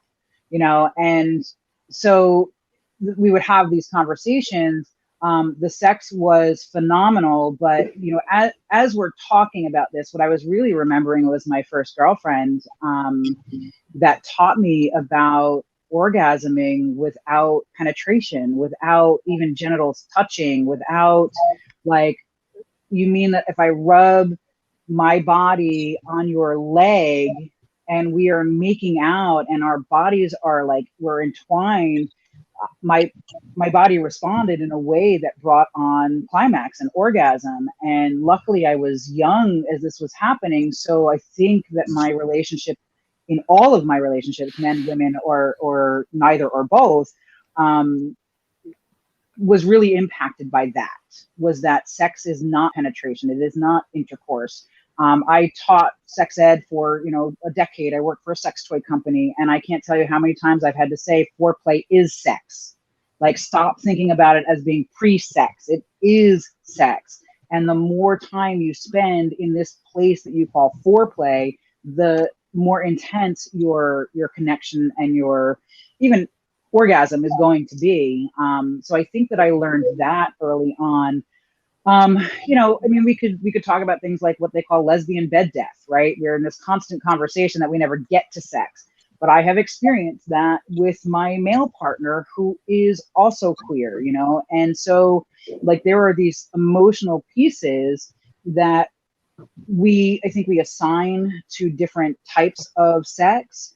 And I can't speak to 2 men having sex. I know that I absolutely, when I watch porn, which is very rare, I much prefer gay male porn, because it seems like they are enjoying themselves. And really, it's the enjoyment for me that excites me. It's not necessarily the act. And I've talked with my husband about it, and it's something that we do discuss about this cultural aspect of, it's easier for him to go and have sex and then have no emotional connection than it is for me. But I don't know that that's about me as a woman, or is that me because I feel like I'm a demisexual and I need some kind of emotional connection? Like, I don't know, and to take all of that apart, I don't know that I really care to take that apart at this point in my life. I just want to have that connection with somebody that I'm sharing my body with in bed, because my time and my body and my energy is valuable. and who I share that with is important. I have had incredibly deep sexual experiences with my male partners. And I don't know if anybody's ever experienced going to this void, this vast, dark void where you could have almost everything like manifest in that. I don't even know how to explain what it is. It's infinite, but it doesn't have a container. And I know we've talked a lot about containers here today and creating that container. The next step for that was releasing that container and recognizing that there is this place to go. And that was with a male partner, not with a female partner. So, you know, like everything I thought about, oh, I could do this with a woman because we can go to this deeper place. I was absolutely shocked and beautifully shocked in this blissful experience with a male partner. So I don't know that gender, I know I don't want to diminish that there are gender aspects. But for me, I feel like I've had this plethora of experience that defies those stereotypes. And I don't know if I am unique in that, or if we're just not talking about it because we don't necessarily have those experiences. So that's my little, does that make sense? Yes, absolutely. It does. But, you know, for me, I'm both. So like one of my favorite people in the world, she said, oh, it must be like being best, you know, the best of both worlds. And I'm like, yeah, pretty much. You know, yeah, you got it. So, you know, but that's part of being a transgender person. And I actually think gender bend is the sexiest thing a person can do. It's a turn on for me. And I think that there are other people in the world that also think, although there's also like some people that fetishize it and stuff like that. And I get that can be hard for transgender people. And at the same time, I'm also attracted to it. So I guess that makes me pansexual or whatever. So Candace, do you have anything to add before we wrap up? Yeah. Just on that last piece, goodness. I have always felt confused around this whole gender thing now, especially as a blind person. I can't, like my last partner, when I first met them, I didn't know how they identified. And that didn't really matter to me. You know, I experienced soul connections with people. And I personally, like, I've had a hard time being a woman sometimes. And I've caught myself blaming certain genders or certain like pools of people. And so going into a more androgynous viewpoint, that's how I spiritually view us. We all carry certain degrees of masculine and feminine is what feels best to me. Like, it's how I roll. I can honor other people's choices and how they identify in their body. I see and feel the entirety of the spectrum. And when I say that masculine and feminine, I'm referring to it energetically, not genderly, if that's a word. Yeah. Fabulous. Thanks for sharing that, Candace. I totally get it. Yeah. Kris, do you have anything to add, Kris? Well, you know, sure, gay guys can fuck their brains out and have orgies and hello grinder. I mean, but that's also a stereotype too. Why? Because it's based in reality. But I mean, I've got so many guy friends that are gay and long-term committed relationships who have so much heart connection and deep attachment with each other that there's something to me about attachment and sacredness and safety and sacredness. Like if there's attachment and safety, then the sacredness has a really fertile soil to take root in. And casual sex in the bathroom in Miami, like I don't see that happening there. That's a judgment on my part. Can casual sex be sacred? I don't know. Maybe it can. Well, I've really enjoyed this beautiful conversation about a beautiful topic, in my opinion. And today, I normally use my gay and lesbian love is love deck, but today I'm gonna use my erotic deck, my erotic tarot deck, to bring us a reading, a tarot reading for everyone that's here, everyone that's watching, and everyone that's part of this. Is my very first tarot deck. So if anyone's interested in that, this is my very first tarot deck that I talked about in our tarot show. Manara is the name of the deck. Okay. And it's very erotic. And when I first picked it up, I was about 20 years old in a tarot class, and this woman, beautiful, butch, sexy woman, was giving out these free decks, and I was like, and I picked up this deck and I looked at it and I was like, wow, every single image had sexual experiences in it that I was like, oh, I know exactly what that means. It's indulgent. And I knew exactly what every picture I picked up, I knew what it meant. And she was like, oh, looks like you found your deck, honey. And I was like, oh yeah, I guess I did, huh? And that was my first deck. I was about 20 years old and I was going to my first tarot class. And ever since then, I have read this deck. I don't always read it publicly because some people have a hard time getting past all the sexuality in the images.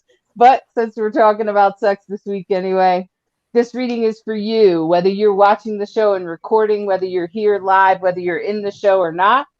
No matter how you've participated, know that this reading is meant for you too.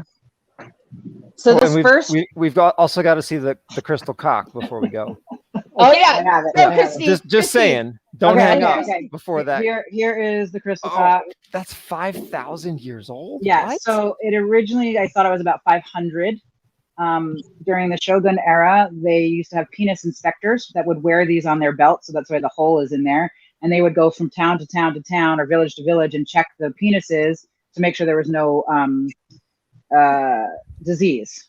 Oh but my God. Then I found an auction that had one. So you can see down here, it's a little bit different. That had it at 5,000 years. So I had it dated. Oh my God. So yeah, it's a very, very, very powerful. Candace, I think this thing is a foot long. Oh yeah, absolutely. And it's got like balls like a tennis ball. Yeah. And it's clear. It's clear crystal. It's clear crystal, or like kind of a yellow. It's cloudy. It is cloudy, and it has some striations in it, and yeah. So there's my crystal cock. Oh. I have a crystal one myself, but it's not meant for internal use, and so I definitely want to, mention there are some that are great for internal and some that are not. So you want to wait before you go sticking things inside. Yes. Yeah. Okay. Well, what's that card, Hollis? Thank you, Christine. So the first card I got is this, which is actually about sacred connection. You can also see that in this image, this woman feels very much like the bride, and and he's a little bit of the totem. And that is meant to be like, this card is meant to remind us of the sacred connection and to remind us that relationships can sometimes feel like that. You can sometimes feel a little bit like someone's sacred totem. So if you need to hear that, you know who you are. And that's what this is all about. This is meant to remind you of the sacred connection in relationships and how we are held by one another. And the next card is actually this one, which is a beautiful card about celebrating feminine power. It is the stars. And so I want to say that this card here is about sacred feminine sexual energy. This is about bring that forward, because there are a lot of women out there that really could use the empowerment of sexuality. And I know that the guy part of me loves it when a woman is sacredly empowered. That is like the sexiest way a woman can present herself. And so I just want to remind you of your own sacred, sexy, feminine within you that is a star that shines bright. Bring that forward into the world. And as we go forward, be sure, this card always reminds me to honor where you came from, that even your ancestors had sex. I know you don't always like to think about your parents had sex, but they did, because you wouldn't be here if they didn't. And so did all of your other ancestors. Your ancestors have had sex, and they are cheering you on. Sex is a beautiful thing. And in the sacred connection, this is about sacred sex here. And in the sacred connection, it is a powerful connection to the past and the future, and to what we can heal from the past and what we can manifest in our future. And so these 3 cards are meant to remind each and every one of us of our connections and our beautiful connections with one another and partnerships, and our sacred feminine, whether we celebrate it or whether we like to help women harvest it, or if we bring it out within ourselves, however it comes out, however you need to celebrate it in your life, make sure you're celebrating the sacred feminine. And here we are in honoring our ancestors. So I hope you take that reading, take whatever you like and leave the rest. And in this time, I want to thank Kris and Christine and Candace. Thank you for coming today. Thank you for being part of the show. This show will be broadcasted on WLFE all the time, and also on our radio. It will be played there. So please share and like and comment. And I want to thank our beautiful audience for being here. Eve, thank you, Eve, for being part of this. And thank you, Tanith, who is actually, Tanith says, impressive crystal cog. Thank you, Tanith. And you can rewatch this show at any time on Facebook, YouTube, and of course, you can watch it at WLFEDB.com. Thank you.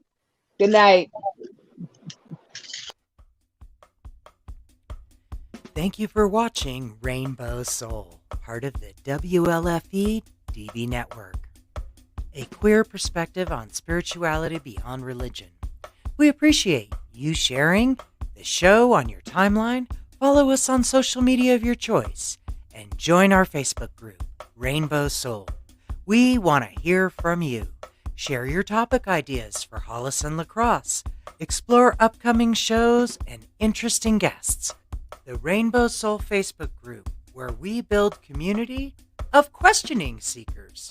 Rainbow Soul, where spirituality is our medicine.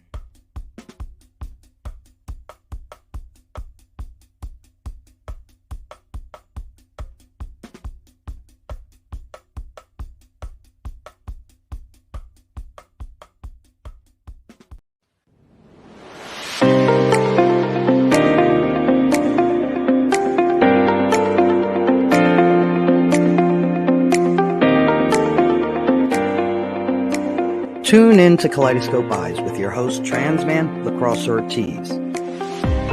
Every week, we will be touching topics within the LGBTQIA plus community. We will also be having interviews with individuals within the community and allies. Journey with us as we share in their struggles and triumphs every Thursday at 7 p.m. Eastern.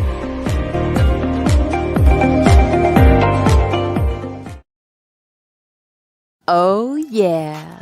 Life just got sweeter now that WLFE DB has merchandise. Show your support by purchasing your t-shirts for WLFE, Paratalk Radio, Inside the Drag Closet, and more. But it doesn't stop there. T-shirts, coffee mugs, tanks, buttons, cloth bags, and more. Go to WLFE-DB.com. On the top bar, click on the merchandise tab and bam, there you go. You got merch. Support the shows. WLFE-DB.com.